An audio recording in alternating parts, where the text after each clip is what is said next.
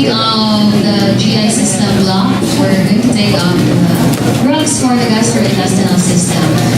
I'm going to add the anti-lipid drugs. We overlooked them last block for cardiovascular. But anyway, it's still related to GI. It talks about cholesterol, especially from your food. And I hope you can recall a little of your cholesterol synthesis from biochem. I think I covered that. So again, we start with a checklist. Dr. Asnar has reminded me to make an official paper with headings, code heading. So I will just copy paste this as learning objectives. But if you notice, the exams are aligned, right? With our checklist, and I just changed, I just added some of the review. So those who just memorize will get a little confused because I rearranged the choices sometimes. So it will still record your understanding, your analysis. So for the drugs for the GI system, you need to identify 5 different groups of drugs used in peptic ulcer disease. Describe the mechanism of action of omeprazole and related drugs. In short, the 5 different group of drugs. List 7 drugs used in the prevention of chemotherapy or radiation-induced emesis and identify the receptors with which they interact. Mechanisms of action, clinical uses and adverse effects of metoclopramide because it's a very commonly used drug. It's even over the counter. But it can have severe effects in chronic use. Identify 2 drugs commonly used as antidiarrheal agents and 4 drugs with different mechanisms that are used as laxatives. Identify drugs used in the management of inflammatory bowel disease and irritable bowel syndrome. So as we go along, keep that checklist in mind. I hope you have your capsule with you. I did not encourage this anymore. Just to enumerate drugs for acid peptic disease, you have your antacids, H2 blockers, proton pump inhibitors, mucosal protective agents such as sucralfate, misoprostol, bismuth compounds, and antibiotics. So those are already 5 different types. High-yield terms, you have your acid peptic disease, antiemetic GERD, esophageal irritation, inflammation due to reflux of stomach acid. But your topic so far has been on surgery alone yesterday. So I hope as you go through the rest of the block in the next 4 weeks, you will correlate this with the drugs. Unlike with the previous lectures wherein I'm at the end part, and I can already correlate what you covered in ophthalmology and PD and surgery.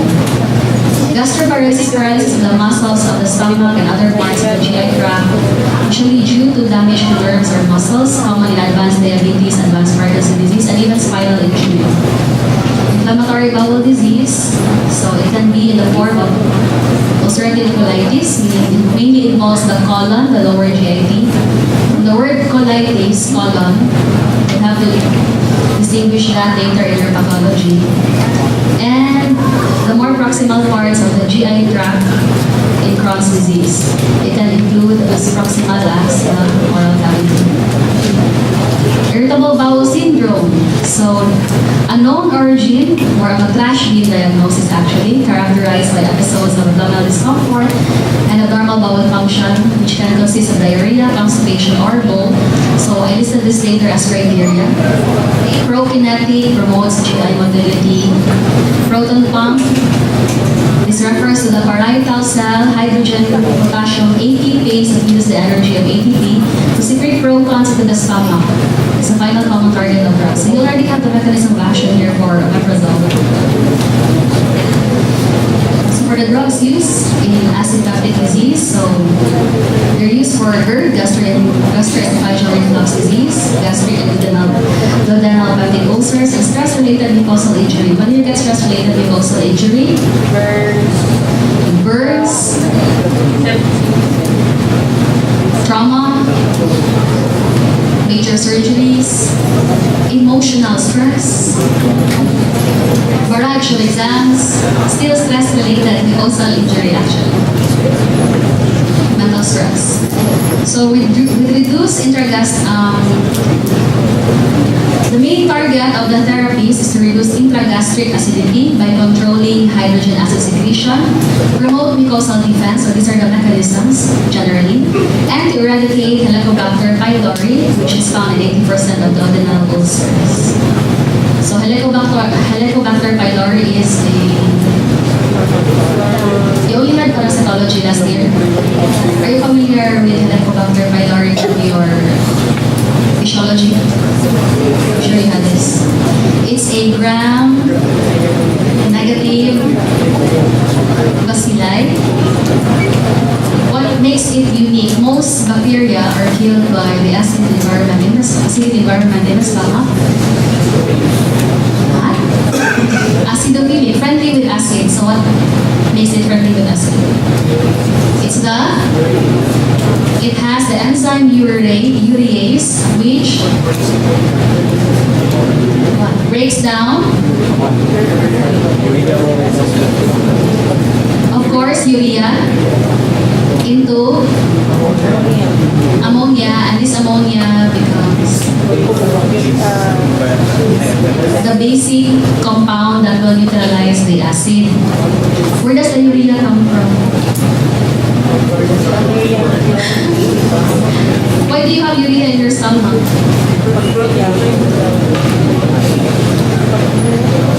Remember, urea is a waste product of your protein, of any protein catabolism, remember? So it's actually everywhere. But it just happens to get concentrated in the kidney. So don't think urea automatically. So there's still small amounts of urea in the acid environment of the stomach. So this consists of antacids, H2 receptor antagonists, or your H2 blockers, proton pump inhibitors because of protective agents, biotics. If you know this, I actually indicate whether we've answered the checklist. So for the antacids, these are weak bases that neutralize stomach acid by reacting with protons in the lumen of the gut, and they also stimulate the protective functions of the gastric mucosa. So most commonly used alone or in combination, the magnesium hydroxide and aluminum hydroxide. These are poorly absorbed into the systemic circulation, so they're actually more ideal. They don't affect the blood pH that much or cause electrolyte imbalances. That's why they're the main choice for antacids. For side effects, magnesium hydroxide is a strong laxative. It can cause diarrhea. For aluminum hydroxide, it's the opposite. It can cause constipation. So you take note when you take your drug history or you're taking them yourselves.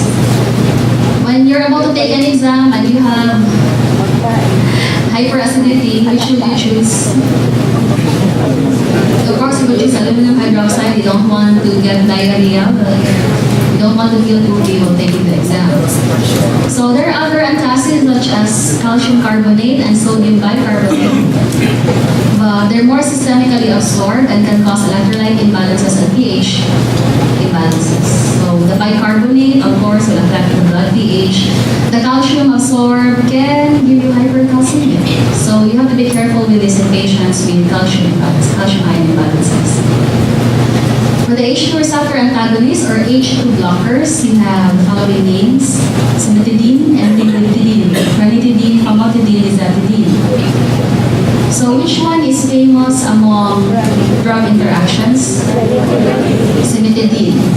It's a what? It's a what?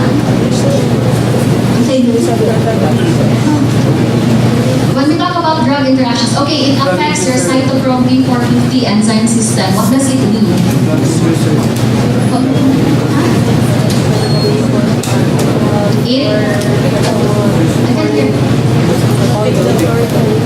When we're talking about the effect of a drug on the cytochrome P450 enzyme system, we're talking about the metabolism of the drug. So what does it do? Does it hasten or slow? Yes, cimetidine is famous for that effect. However, this characteristic is not shared by ranitidine, famotidine, nizatidine. that's why they're more commonly used compared to cimetidine nowadays. Because they've tried to develop something that will not affect much of the other drugs. Because what if you're giving cimetidine to somebody with warfarin? Remember, you have to monitor the INR for that. And if cimetidine slows down the metabolism of warfarin, you will have a tendency to bleed. So you want to avoid that consequence of drug interaction. So we're still going back to your basics, your fundamentals. So for the mechanism of action, it's a GS-coupled receptor mediator that mediates gastric acid secretion by parietal cells in the stomach. So if this is blocked, you will have less acid secretion. It also has a cardiac stimulant effect that reduces histamine release, but this effect is also not significant when you give the H2 blockers, which specifically targets the stomach.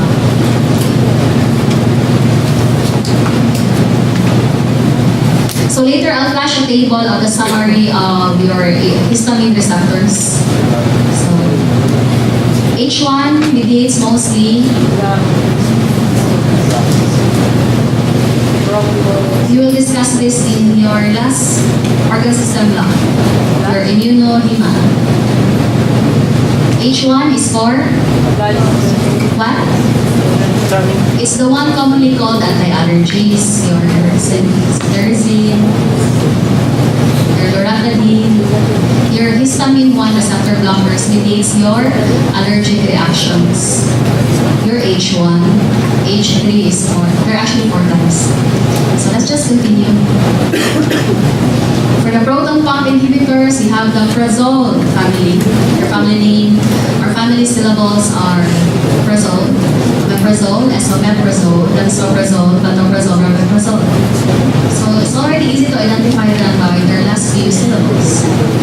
Mechanism of action, it irreversibly inactivates the parietal cell hydrogen potassium ATPase, the transporter mainly responsible for producing stomach acid. So it's lipophilic, meaning it easily penetrates the lipids of the cell membrane. It's enteric-coated to protect it from degradation by stomach acid. That is what we mean by enteric-coated. And duration of action is 24 hours. So that is why it's usually prescribed once a day compared to your H2 blockers 2 to 3 times a day. However, they take 3 to 4 days treatment for full effect. That is why when you suggest acid controllers, they usually start with ranitidine for the first 2 to 3 days. And then they give maintenance for 2 to 4 weeks for proton pump inhibitors. Because it takes a while for the effect to peak. And of course, antacids, which has a direct effect, an immediate effect with the local acid environment. So it's more effective than H2 antagonists for GERD, peptic ulcer, and equally effective in treatment of non-ulcer dyspepsia and prevention of stress-related mucosal bleeding. So these are indications as well, the same indications for the H2 blockers. However, proton pump inhibitors are more effective, so they are now used more widely. It's also useful in Zollinger-Ellison syndrome. What is that? Too much gastrin, leading to hypersensitivity as well. So just an illustration of the sites of action. What's the effect of acetylcholine or the parasympathetic system on acid production? Increase or decrease? Decrease? Increase the answer, decrease. What about histamine? Paguratan nag-discuss. Automatic na that. Increase. So that's why you block it. That's why you have your H2 blockers. Your gastrin, look at your books. It still has a positive effect on acid production. Look for your hydrogen potassium ATPase pump. So that is the part blocked by your omeprazole, your proton pump inhibitor. On what cell is it located? Parietal cell. Another name for parietal cell? Oxyntic. So let's move on to the mucosal protective agents. You have your sucralfate or aluminum sucrosulfate, a small poorly soluble molecule that polymerizes in the acid environment of the stomach, binds to injured tissue, and produces a protective coating over the ulcer beds, therefore accelerating the healing of peptic ulcers because they're no longer exposed to the acid. And reduces the recurrence rate as well.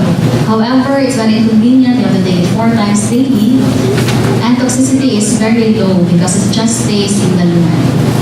Clinical absorption. So misoprostol is an analog of prostaglandin E1. It increases the mucosal protection and inhibits acid secretion, reduce risk of ulcers from NSAIDs. So let's try to remember. You're familiar with, we're still gonna take up pain relievers in the block for neuromusculoskeletal. However, you're familiar with the commercials for the pain relievers.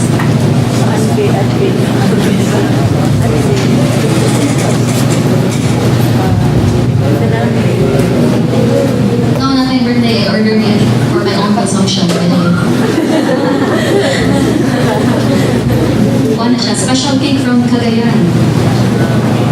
For the student. It's a personalized baked cake and it has a unique taste, but I'm so sorry, I will order another one next time. Thank you, Doc. I'm in a very good mood. No merits, just my mood. Sige. So if you're familiar with the name misoprostol, nursing students, there is an underground use for this. It's also sold underground as an abortifacient. It's actually banned from the Philippines. But there's still a supply of it underground because obstetricians really need this. They insert it per rectum to facilitate uterine contraction. So you have at the table later the characteristics of misoprostol. So regarding prostaglandins, they cause pain in other tissues, right? Especially in soft tissues. Prostaglandin causes pain, so it's blocked by your NSAIDs. Prostaglandin production is blocked by NSAIDs. However, in the stomach, it has a beneficial effect because it increases mucosal protection and inhibits acid production. So think, prostaglandins are not all that bad, even if they cause pain, because in the stomach, the specific type, prostaglandin E1, will help protect your stomach mucosa. And they reduce the risk of ulcers from NSAIDs. For colloidal bismuth, they have the following actions, 4 of them.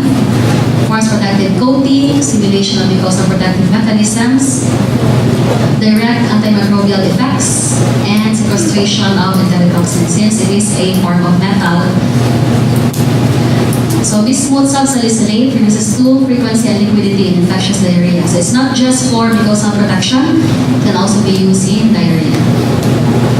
So just from chapter 18, you want to backflip through it. So this is from a table from chapter 18, specific. The first one listed is the PGE1 derivative misoprostol activates receptors causing increased bicarbonate mucus production in the stomach and as well as uterine contraction. That's why it's an abortifacient. For the antibiotics, so with chronic infection with Helicobacter pylori, it will induce peptic ulcers, especially if they're also chronically using for recurrent non-NSAID induced peptic ulcers. The eradication of this organism greatly reduces the rate of recurrence of ulcer-induced patients. So one regimen is a PPI plus an antibiotic or metronidazole in patients with penicillin allergy. It's very short there in your book, but I tried to look up 2015 guidelines. For example, an example of a first-line standard triple therapy consists of a PPI, erythromycin, metronidazole. Usually, the therapy will last from 7 to 10 days. Some will give it for 2 weeks, but there are research that shows that there is no added benefit to making it 2 weeks. 7 to 10 days is enough. So that saves more. If you notice, the standard prescription for nurses who are familiar with prescriptions or pharmacists, they usually give 500 milligrams amoxicillin when they prescribe amoxicillin for infections. However, it has to be 1 gram when you're treating your Helicobacter pylori. So you have a penicillin, the amoxicillin, as well as a macrolide, which is clarithromycin. Just an example. This is from the American Public Physician Journal. So, for your table summary, I broke down the tables by sections as we discussed them. So you already know the mechanism of action, clinical applications. With low toxicity, however, reduction of stomach acid may reduce absorption of some drugs and increase that of others.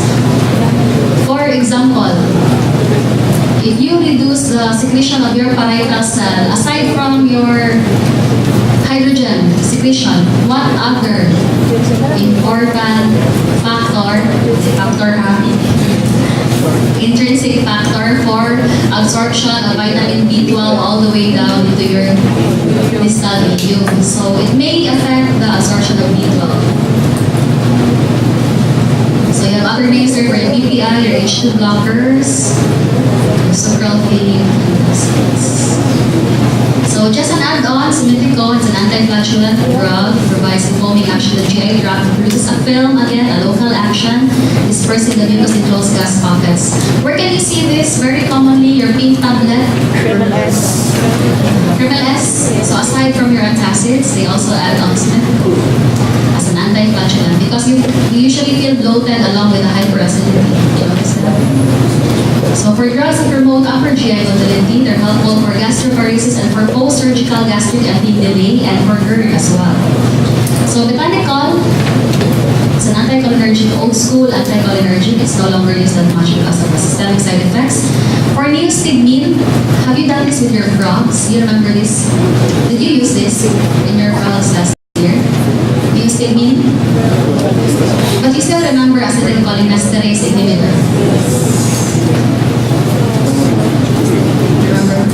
So if you inhibit the enzyme that breaks down your acetylcholine, you are enhancing the parasympathetic effect. And your parasympathetic effect, what's the effect on your GI? It increases the motility. So it's still used for treatment of hospitalized patients with acute large bowel distension. Of course, you have to distinguish between large bowel, small bowel. It's usually for large bowel distension, and it's usually found in patients with spinal injury. You know, you've heard of spinal shock? You read that in neuroanatomy. So with trauma, what happens to the spine? It gets shocked, of course. And it loses, for a while, it stops sending signals to maintain the tone of your GI tract. You know that you've seen live intestines. Have you tried gutting chicken? And you see the peristalsis? Why mag-ihaw hindi? You're not curious. You don't look at your helpers. You're all city rats, city mice. I still remember observing the helpers gutting the chicken. So you notice the peristaltic movement. So that stops. It will just dilate. So that's actually an X-ray of a toxic megacolon. So loss of tone. On the right side, that's your small bowel distension. It's an obstruction. So for erythromycin, aside from being an antibiotic, it also stimulates motility receptors and can be used also in gastroparesis. Popular prokinetics that are used both outpatient and inpatient are metoclopramide and domperidone. Metoclopramide, most famous brand name, Placid.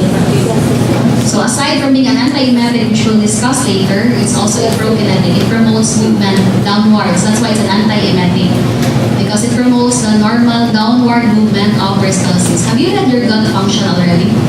I think that's in your first first or second chapter for GI physiology. The law of the gut is going towards the anus.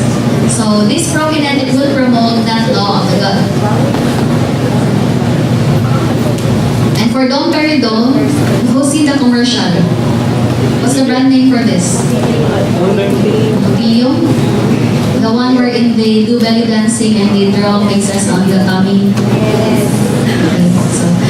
Okay, so they're actually D2 dopamine receptor antagonists that promote GI motility. Because your dopamine inhibits your what? No. What? Parasympathetic.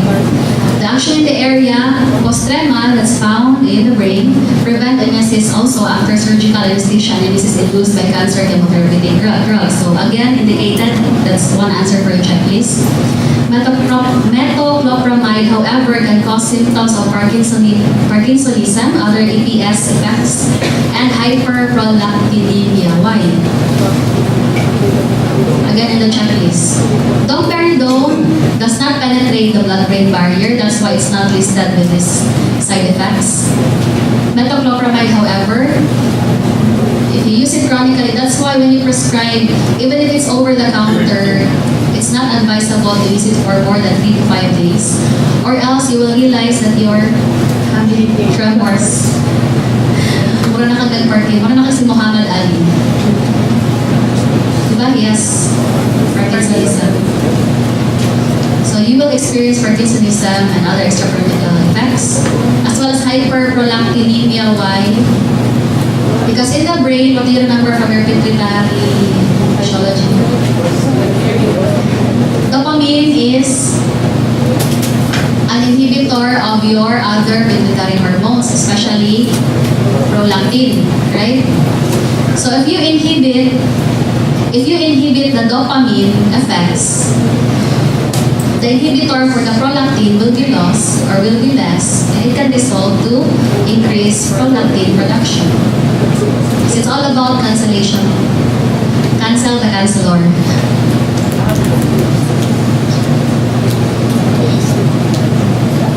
For the laxatives, it increases the probability of bowel movement by several mechanisms. And we have a table for this, summarizing this. Some irritants, stimulant, both forming, suppling action, the effective school, and lubricating action. We have a table for that.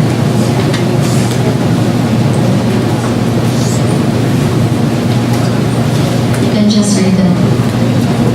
And you can choose among them which one you will use if you are having a hard time navigating. Don't forget that table. It's in your smartphone, right? So before you go to the pharmacy, which one would I like to use? Okay, so again, a summary. Another section of the summary table.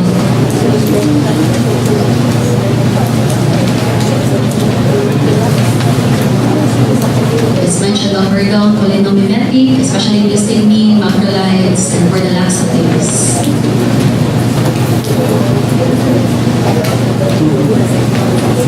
Antidiarrheal agents, so this comes, the most effective ones are those with maximal antidiarrheal effect with minimal CNS effects. So you remember your mu receptors, your GABA receptors for opioids. So diphenoxylate and loperamide are piperidine analogs with very weak analgesic effects. So do not think that just because loperamide is an opioid derivative, you can use it as a painkiller. And it's also not addictive. And diphenoxylate, however, is formulated with antimuscarinic alkaloids to reduce the likelihood of abuse. So another antidiarrheal agent is kaolin, coming from a silica compound combined with pectin from apples, which should absorb bacterial toxins and fluids, resulting in decreased stool liquidity. However, they can cause constipation and interfere with the absorption of other drugs. Regarding irritable bowel syndrome, a lot of us may think we have this, but they have set criteria for it. So it's associated with relapsing episode lasting more than 3 to 4 weeks. consisting of abdominal discomfort. By discomfort, we mean pain, bloating, distension, or cramps, plus diarrhea or constipation, or even both, alternating episodes. It becomes a syndrome when it affects your quality of life. So the pharmacologic strategy is tailored to patient symptoms depending on what is the dominant symptom, whether it's constipation or diarrhea or both. So they're taken as needed for antidiarrheal agents, laxatives, as well as for the treatment of abdominal pain, even to the point of using low doses of tricyclic antidepressants. It's really intractable and cannot be relieved by your usual antispasmodics. So for tricyclic antidepressants, we'll also take this up. Gagana natin i-cover sa CNS. Hanapan mo something. Quite a lot in that block.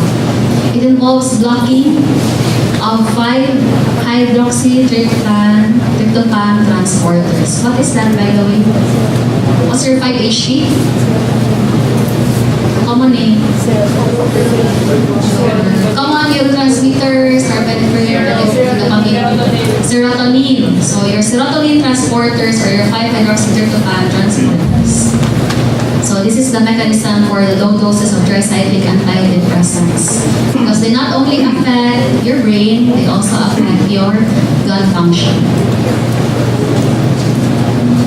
So drugs that are used for IBS, dicyclomine and hyoscyamin, which are anticholinergics, used as antispasmodics to relieve abdominal pain. However, when they did research, it doesn't make much of a difference.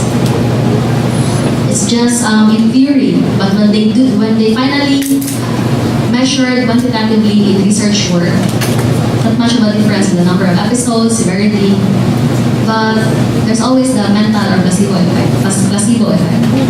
Then we have alloxicron, a potent 5-HT3 antagonist, which has been approved for treatment of women with severe IBS with diarrhea, specifically for diarrhea. However, side effects, always remember the mechanism of action is related to the adverse drug reactions. It can cause constipation, including rare complications of severe constipation to the point of needing surgical extraction of the impacted stool. Very severe, which requires hospitalization and surgery. And in rare cases, it can cause ischemic colitis. Then you have lubiprostone, a laxative, this time, not a constipating effect, that activates the type 2 chloride channels in the small intestines.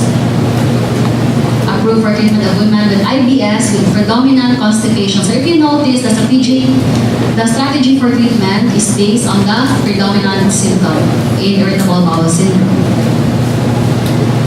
So there you go. Activates mu opioid receptors for the pyramid and enteric nervous system and slows motility with negligible CNS effect.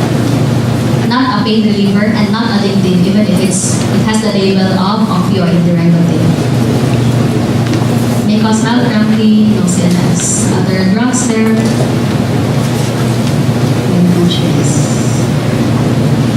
So for drugs with antiemetic actions, I numbered it already. It's in paragraph 4 in your book, but this time I numbered it. So we have metoclopramide, another D2 dopamine receptor antagonist. We have your H1 histamine blocking activity, including diphenhydramine and several phenothiazines, which will block D2 and 5-HT2 receptors. This is chapter 29. Antihistaminic drugs such as scopolamine. However, for scopolamine, its antiemetic action is specifically targeted on the nauseous sensation produced by motion sickness. Then you have your corticosteroid dexamethasone, your cannabinoid receptor agonists such as dronabinol and nabilone. If you take too much of this, it has the same side effects as those of marijuana. Then you have your 5-HT3 receptor antagonists, your ondansetron, granisetron, dolasetron, alonosetron is particularly useful in preventing nausea and vomiting after general anesthesia, and especially in patients receiving cancer chemotherapy. But it's very hard to find. I tried looking for this for my mother-in-law.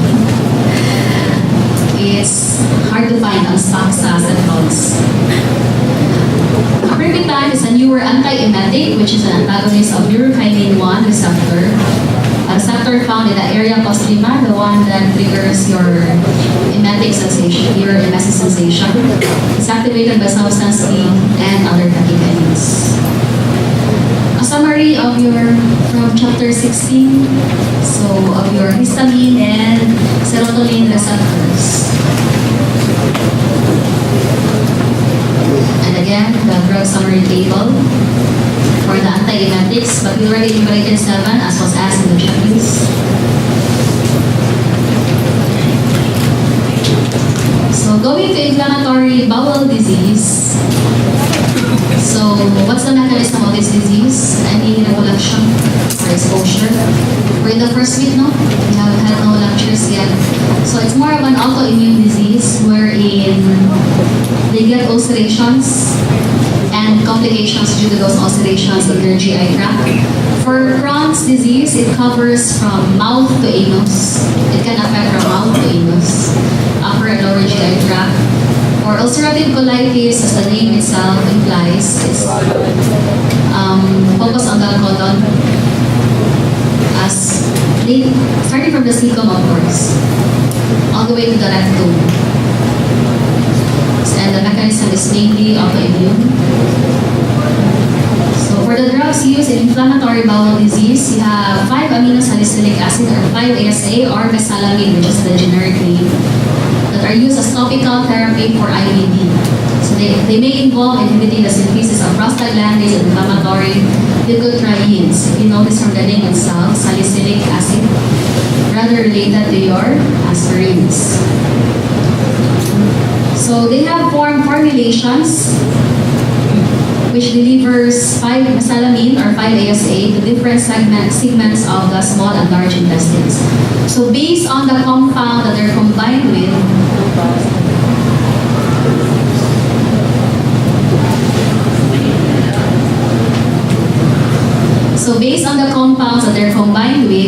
they release or they're poorly absorbed in the upper parts. For example, the brand name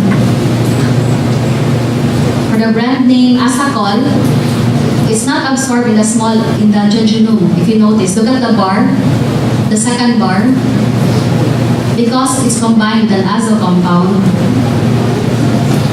So the purpose of these compound combinations is to delay the absorption in the upper parts so that they can have their effect in the lower parts of the GI. So that's how your pharmacokinetics work. Sulfasalazine, however, has a higher incidence of adverse effects. It's a sulfa drug, so it can have sulfa reactions, the same if there's a sulfa allergy. And also due to the systemic absorption of the sulfapyridine moiety. So other drugs for inflammatory bowel disease, nerve antibiotics. We previously mentioned their mechanisms of action in respiratory block. You have your glucocorticoids. Just a review from chapter 39, you have the anti-inflammatory effects. This is an inflammatory disease, your IBD.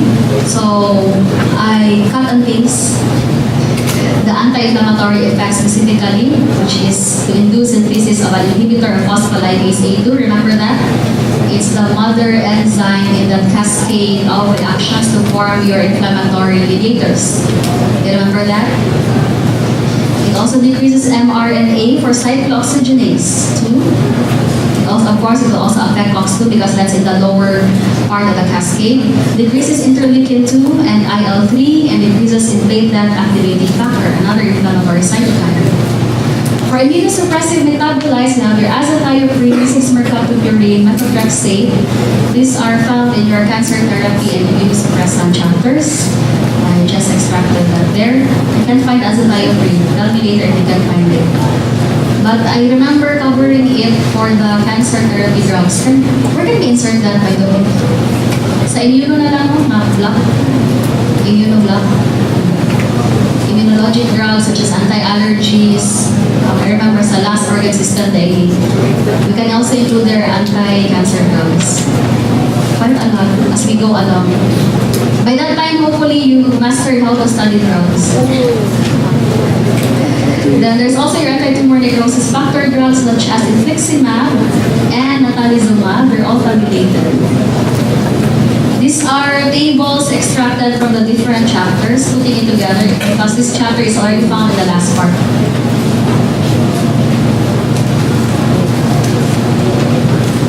So methotrexate inhibits dihydroxyfolate reductase. There's 6-mercaptopurine inhibits de novo purine synthesis, so they're also useful for your inflammatory bowel disease. Your prednisone, of course, which targets the top of the inflammatory mediator synthesis. Infliximab, and then we have mesalamine, natalizumab. This is an antibody. In the last part there, the last line, antibody that blocks leukocyte integrins. They may cause multifocal leukoencephalopathy as a serious side effect.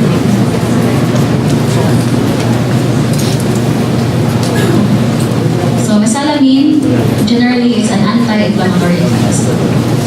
So just diagram on the drugs used depending on the severity of the inflammatory bowel disease.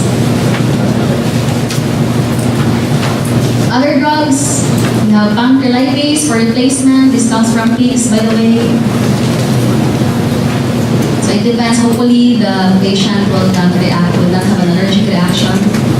So these are replacement enzymes from animal pancreatic extracts to improve digestion of fat, protein, carbohydrate. If you lack lipase, what's the clinical manifestation? You will have steatoria.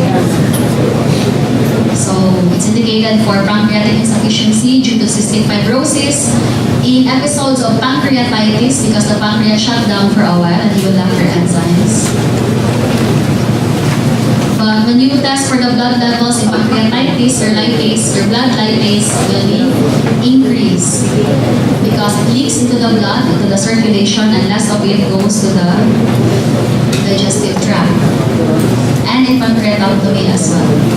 It's taken at every meal. Since it's protein, high protein meals, usually they increase incidence of gout. For bile acid therapy for gallstones, you have ursodiol, which reduces cholesterol secretion into the bile.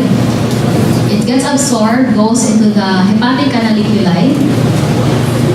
When you say hepatic canaliculi, intracellular, it will then reduce the secretion of cholesterol and other mechanisms as well. So this reduces the recurrence of gallstones or controls the growth of gallstones. Other drugs for treating obesity, phentermine, sibutramine, these are appetite suppressants. Mechanism, they increase the amount of norepinephrine and dopamine in the brain. You notice when you're overstimulated, you think less of food because you just want to answer your exam. You want to focus, you don't think about food. Or do you do stress eating when you study? But when you're very stressed and you have to take action, diba? You notice you even feel like vomiting. You don't have any appetite. When you're really upset, diba, you usually say, I don't want to eat. And the effect of food is to comfort you, reduce your stress, good luck to your body.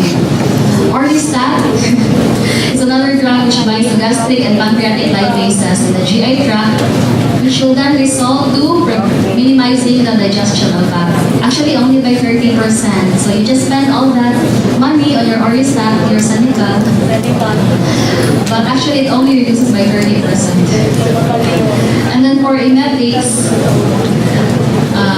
you can there's a controversy regarding the use of Epicac syrup for poison treatment. Especially there are contraindications even for that, especially with lye ingestion. Because when you vomit it, you will expose again your GI tract. Your esophagus goes to the lye from your stomach.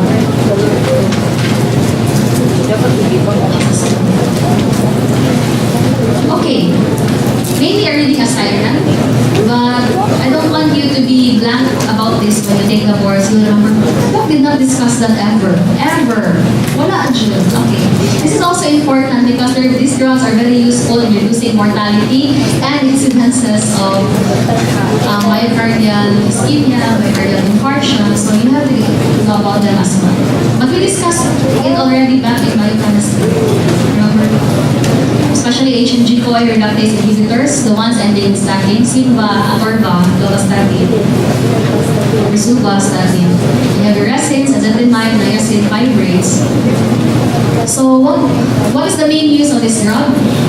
It's for preventing or controlling atherosclerosis, which is the leading cause of death in the Western world.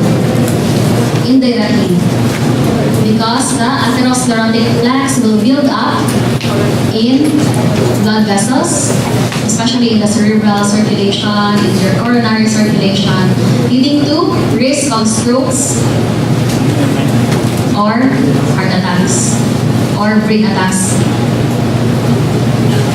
So the drugs discussed in this chapter will help prevent the sequelae of atherosclerosis and decrease mortality in patients with a history of cardiovascular disease and hyperlipidemia.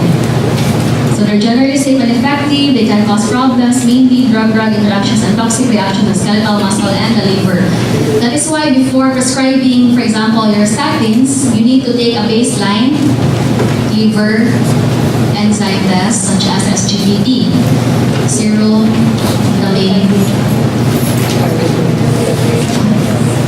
pyruvate transaminase, or another name ALT or SGPT, SGOT, AST. Compare that always. I think that's also you also have that in your So just a checklist: dietary management, role of lipoproteins in the pathogenesis of atherosclerosis, 5 main classes, it's already tabulated, and basis of a set baseline. You can read that. That's why I said reading assignment. Just a generality, what is your bad cholesterol? We discussed this in Bible. LDL because it's cholesterol in the vessels, the livers. HDL is called good because it cleans up cholesterol in the vessels. Layman's term explanation. Chylomicrons are lipoproteins that carry your dietary triglycerides because your VLDL are lipoproteins that carry your triglycerides produced in the liver. Don't forget to pair them. So it may be genetic, wherein you have very high LDL or you have chylomicronemia. But it may be, but it's more commonly secondary associated with a Western diet. But we already have a very Westernized diet, and obesity is rising very fast in the Philippines. But most of you are not obese yet because you're very busy with your studies. Makaliwa ang second year. Do you weigh less now than... Kasi some of you got enough here, just stressing enough. I'm scanning for faces that has rounded up. Oh my God. So treatment strategies in hyperlipidemia, so you have your diet, which is cholesterol saturated fats. Lesson na ha. A lot of you are already 20 plus. I don't think anybody here is 20 below. Like 20 years old. Because alcohol raises triglyceride and LDL levels, it should be avoided in patients with hypertriglyceridemia. I see a lot of patients, especially those on the chronic night shifts, it drives their circadian rhythm crazy and it also affects their cardiovascular system. They have hypertension, severe hypertension by age 25. They have high cholesterol by age 25. I think some of you are already age 25 and you have a very stressful life. It's best if you get a baseline lipid panel and FBS to see if you're not being borderline diabetic or actually diabetic already. Because especially if your diet consists mainly of high sugar drinks, coffee, Gatorade, what else? And usually pancit canton, fried foods from 7-Eleven, you better get a baseline lipid panel. So for the drugs, hopefully you won't need them yet due to lifestyle because it's still addressable by lifestyle modifications. These are tailored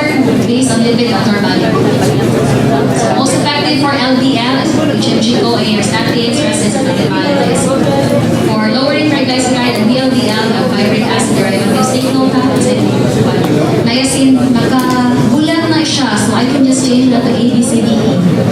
Okay? Exam na yun. So, just me, general terms, definitions. Biochem again. No, those are clinical applications with the drug combinations. Summaries, mechanism of action, data applications. Just take note for statins, aside from taking your liver enzymes because this can cause drug-induced hepatitis, for statins, you also have to monitor the patients for complaints of muscle pains because it's also very common for statins. You notice, you ask your parents or aunties or uncles, or maybe yourself if you're taking them already. For fibrates, your Phar alpha antagonist that can cause myopathy, bile acid binding resins, which acts locally. Sterile absorption inhibitor, your